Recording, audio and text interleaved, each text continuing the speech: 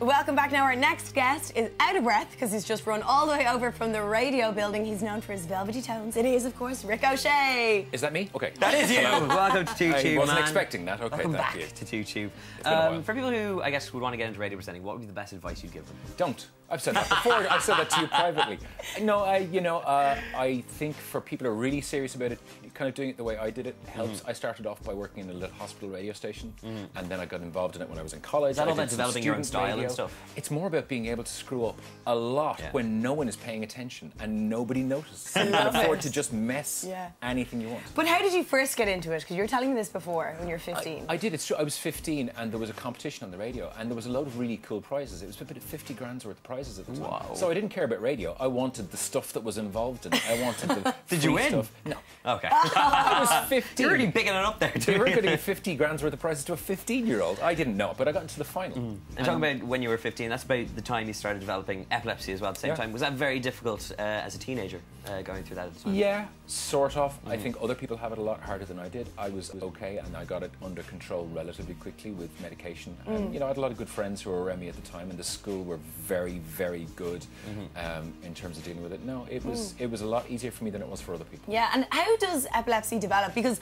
I was reading up about it and apparently 1 in 20 people have a seizure at some point in their lives. You're allowed one. You're allowed one, and then there's no guarantee you're ever going to have another one ever again. Okay. It's only when you have the second one that then they go, there might be something here that we need to pay a bit more attention to. Yeah. Okay. And it just happens out of nowhere. I was 16. It was St. Stephen's night.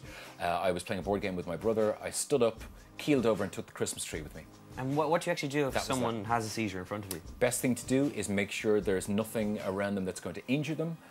Make sure you keep them away from stuff, and then when they've finished, you just put them over into the recovery position.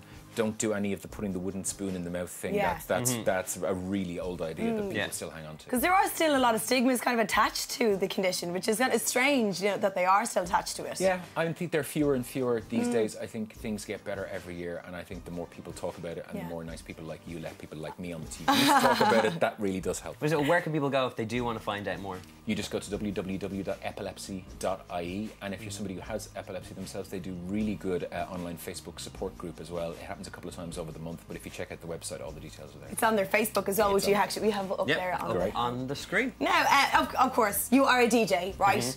And you really should be up to date with your music knowledge, so we're going to put you to the test. We're going to play 3 songs backwards, and you have to guess what they are. Your pride and possibly your career are at stake, okay? Are you ready? Not for the first time. Go for it. Yeah. Okay, well, let's play in the first song backwards. Okay. It's current. Even the singer. Oh, it's Katy Perry. Yeah! Dark Horse. Let's hear this full glory. It's Dark Horse. Okay, yes, well done. Okay, song number 2. A little bit further back in time. Oh, it's Spice Girls. Yes! Well done! You know the song? Is it Wannabe? Yay! Well done. And then the third song. And finally, number 3. A lot further back in time. Oh, it's You Shook Me All Night Long by Yes! Well What done. do I get for this? You've got your pride. Your pride. You justify your job. I came in here. Fine. Thank you so much for coming in, My man. pleasure. As I said, we'll put all those links up on Twitter as well if people want to find them. Thanks again for coming in. Make sure you guys stay tuned because later on